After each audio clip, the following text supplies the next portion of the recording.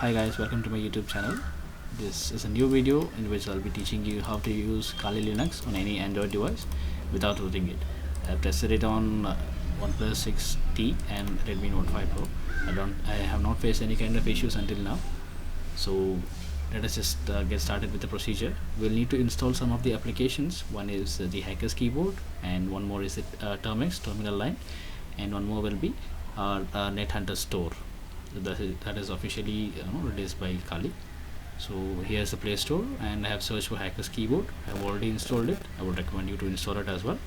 And you can open the keyboard.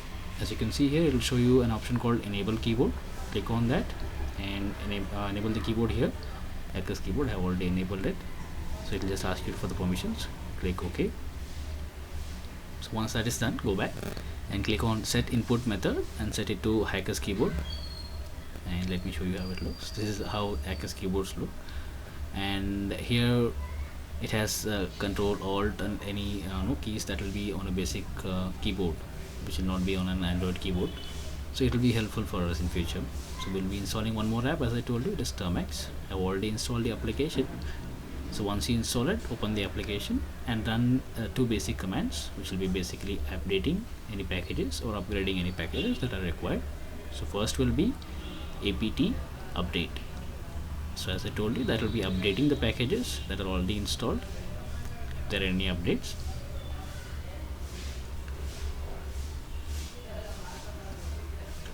Yeah, currently there are no updates, so it is not showing me anything. And let us run apt upgrade. So if there is any update, it will show you that it will be occupying so and so space. Do you want to continue, Y or N? So you can click on Y and click enter. That will run the command.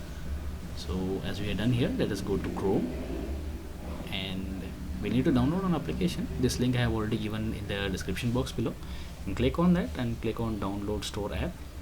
So this will download an APK. You need to complete the download, and once it's downloaded, you can install the application by giving the required permissions. Like for installing the unknown sources, you have to give that permission. So once it is installed, we need to install an application which is available on the store, which will help us run the VNC server locally. So what is VNC server? I would recommend you to Google it. So yeah, once it is downloaded, it will look something like this. So as we can see here, it is written NetHunter space kex space VNC customized for NetHunter kex. So that this is basically made only for Kali. You can mod it and you can use it for other applications if you want to. I have already installed it, so it is not showing me to install again. So you can install it and it will just take you as a normal package installer. You give the permissions and just go ahead and install the application. So once that is installed, let us go back and let us open termux. So in termux, you need to run a basic command. Like first setting up the storage, we need a command that is called termux-setup-storage. So let me just run the command.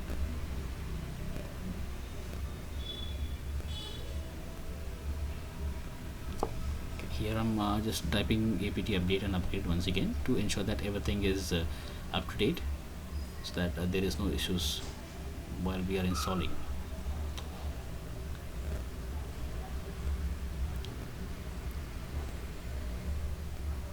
So yeah, there is no update or upgrade. So as I told you, let me just clear it and let me run the command, that is termux-setup-storage. So what this will be doing is, this will be basically setting up our local storage for the installation procedure of Kali. So this is a command that you need to do at the beginning. So after this, I will be running the next command, that is apt space install space wget. So what is wget? Wget is a command line or a computer program which runs and which gets data from a specific server that we will be defining in the next step.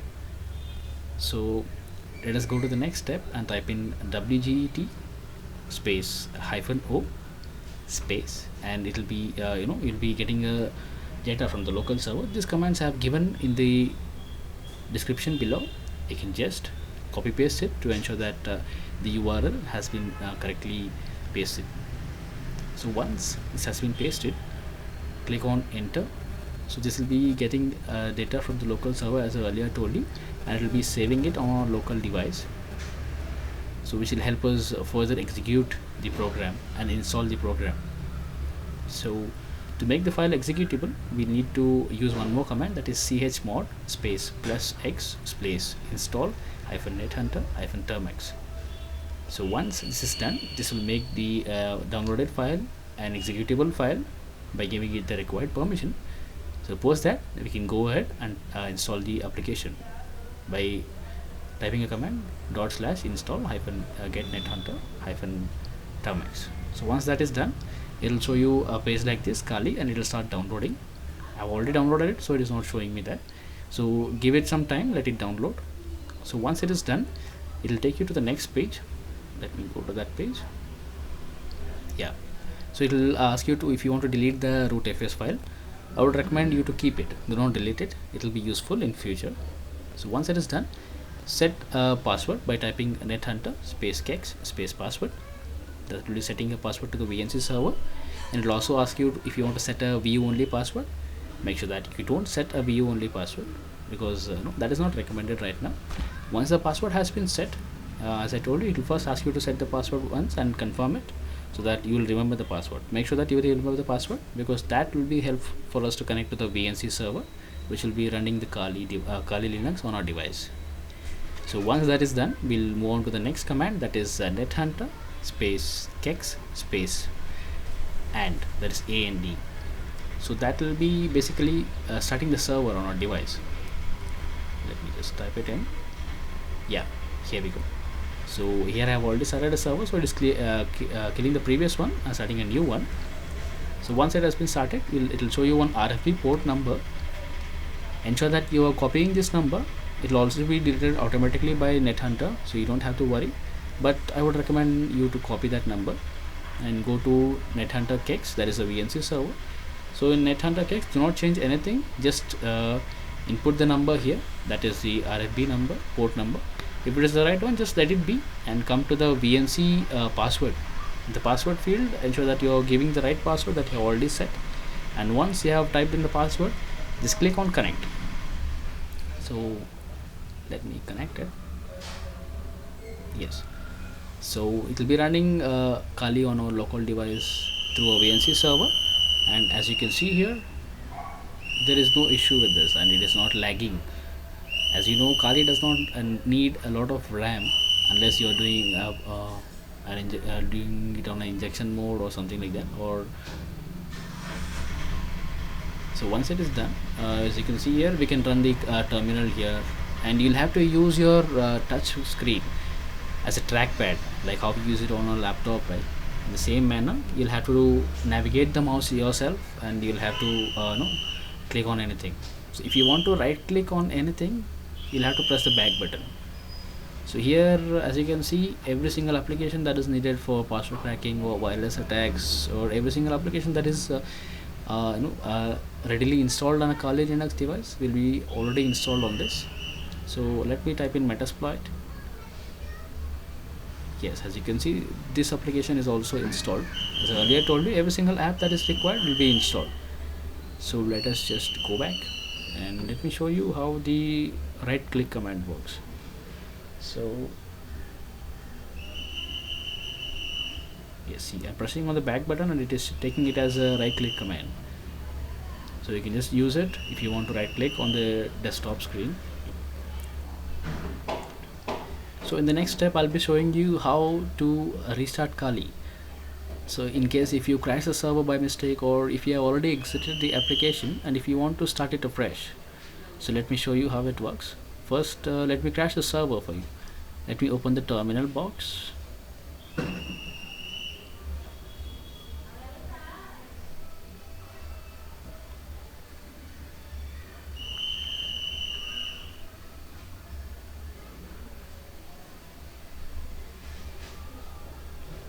It will take a little bit of time depending on your device. So yeah, here's the terminal line. So I'll be typing in kex.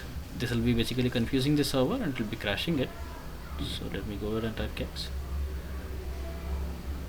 Yes, the server has crashed. So we are back to this page once the server will be crashed. So if you want to just start the server when it is crashed, you can go back to your termux line and you can just type in this command, nethunter space kex and So this will be restarting the server, so that will not take a lot of time. But what if you have already exited everything, you have stopped the terminal, and you have cleared every single app from the background. So let me clear this. So we'll start afresh by opening a new terminal. So here we go. So what we have to do basically here is we'll have to type in the command, that is /install/nethunter-termux, which will be running the file. And here it will ask you for the if you want to delete it or if you want to download a new file. Make sure that you type on n and click enter, n and enter, n and enter. So that's all. So here our server is running, you don't have to worry about it. So you just have to type in the next command, that is nethunter space kex space and, that is and. So once it is done, it will start our server again. If the server was already running, it will kill it, as I earlier told you. So this was already dead because I had crashed the server, right? So ensure that the RFP port number is saved in the nethunter kex, and open the nethunter kex and click on connect after typing the password if you are not typing previously. If you want to close the application, you can click on the three dot button and click on disconnect. So this will be basically disconnecting the server, and you'll be going back to termux line or to nethunter kex. You can just click here and exit the terminal carefully by typing exit. So let me just exit it. Yeah, done. So that's all for now.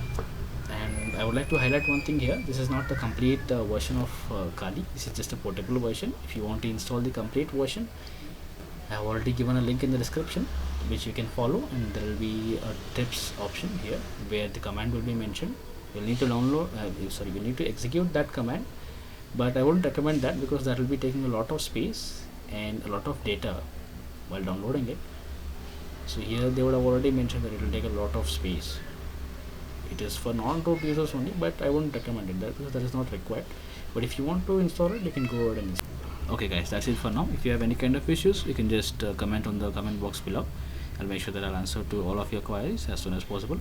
And if you have any kind of suggestions on what should be the next video, or if you have any kind of issues that you're facing, you can just comment down in the comment box below. I'll take it up and I'll try to make a video on that as well. So if you like this video, ensure that you give a thumbs up and do subscribe to my channel. Thank you.